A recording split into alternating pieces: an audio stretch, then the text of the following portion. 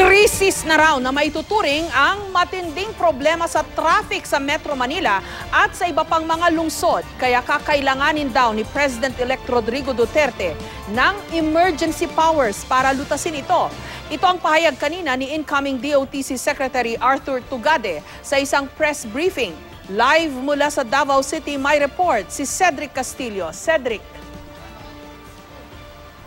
Yes, Jessica, ayon kay incoming DOTC Secretary Art Tugade, ang nararanasan daw na traffic situation ng publiko, partikular sa Metro Manila, ay malinaw daw na isang krisis at dapat daw tugunan ng emergency powers ng Pangulo.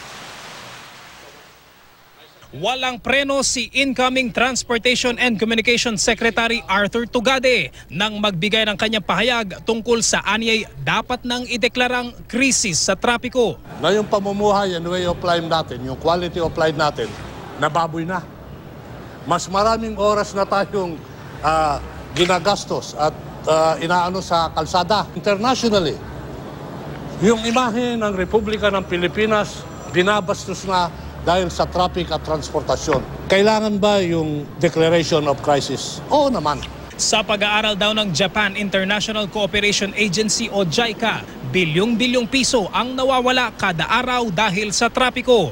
Sang-ayon dito ang Management Association of the Philippines. Crisis na ito. Kasi unang-una, matagal na itong problema at malawak na, tsaka ang laki na ng pinsala. No? Sa economy lang natin, ang pinsala bawat araw sa ngayon marahil umaabot na ng 3 bilyones. Sa Metro Manila, lalo pang nagkabuhol-buhol ang trapiko. Ngayong balik eskwela na ang maraming paaralan. Halimbawa na lang sa Katipunan Avenue sa Quezon City, kung saan matatagpuan ang ilang malalaking paaralan at universidad. Usad pagong na ang andar ng mga sasakyan. Sabi ng MMDA, talagang tumataas ng 20% ang volume ng mga sasakyan sa mga kalsadang malapit sa mga paaralan tuwing pasukan. Ang solusyong nakikita ng incoming Duterte administration, hilingin sa Kongreso na bigyan ang susunod na Pangulo ng emergency powers sa transportasyon. Pinagtugma-tugma mo yung mga nagawa ng mga ibang administrasyon. Halos pare-pareho yung solusyon nila.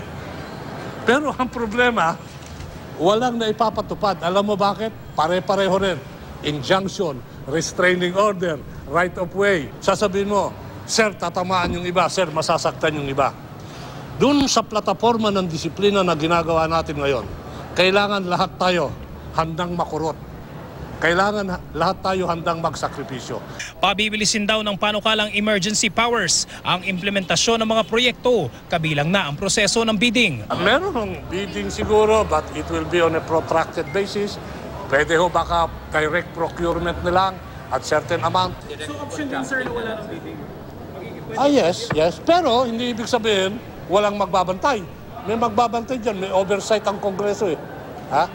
Pag nagrabyaw na ka, pumunta ka sa Korte Suprema. Hanggang 2 taon ang itatagal ng planong emergency powers.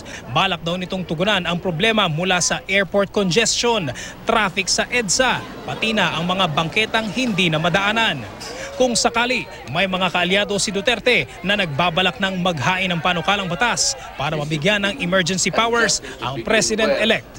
There are a lot of affected, hungry, walang traffic. Tinanong natin si incoming Secretary Art Tugade kung kailan nila target na ma-implement sana itong proposal o itong yung programa o yung balak na hinging emergency powers para kay incoming President Duterte. Magdedepende pa rin naman daw ito syempre sa magiging pasya ng Kongreso kung lulusot ito. Pero kung maaari daw sana ay matulungan sila ng Kongreso at ito ay may patupad ASAP, Jessica. Okay, Cedric, may nabanggit ba si incoming Secretary Tugade kung saan nila kakailanganin itong emergency powers na ito para sa incoming President? Ano ba eksakto ang gagawin nila? Yeah, Jessica, partikular sa Mega Manila, itong balak na incoming na emergency powers, kung sakali man na may papatupad. Kasi ang sinabi naman example ni incoming Secretary Tugade, halimbawa dito sa Davao City o kaya sa ibang parts ng Pilipinas, sa Mindanao, wala naman daw EDSA. So kumbaga sa kanyang naging pahayag kanina, mukhang nagiging cornerstone o mukhang nagiging sentro nung kanilang balak na hinging emergency powers o pagdedeklara ng krisis sa trapiko, yung pinakasentro ng Metro Manila, hindi maiwasang isipin dyan o ma-mention dyan siyempre yung EDSA, Jessica. Okay, kasi ang long-term na solution na alam natin magkaroon ng efficient na mass transport system, di ba? Pero that will take time. In the meantime, ano ba itong mga drastic measures for the short term na nakikita nila nakakailanganin pa ng special powers ni incoming President Duterte para maipatupad?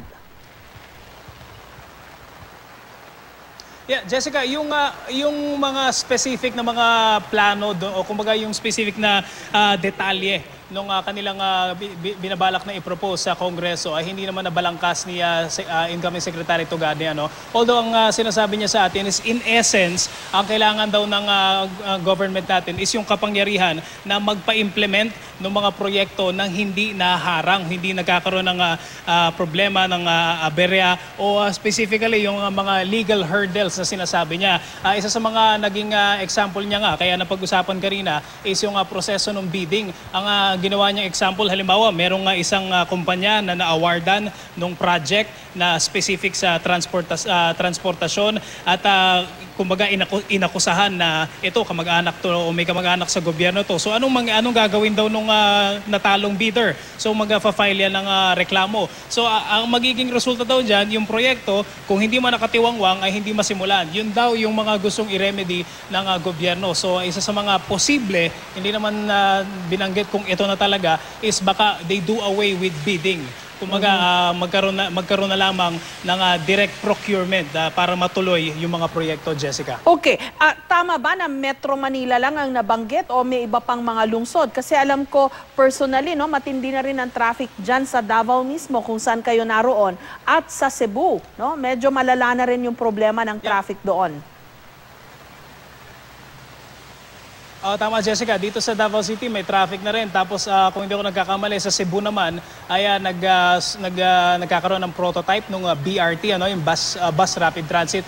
Pero si incoming Secretary Tugade, ang binanggit niya kanina is not just Metro but Mega Manila. Yung binanggit niya na masasaklawan kung sakasakali nitong emergency powers na hihingin sa Kongreso, Jessica. Maraming salamat sa iyo, Cedric Castillo.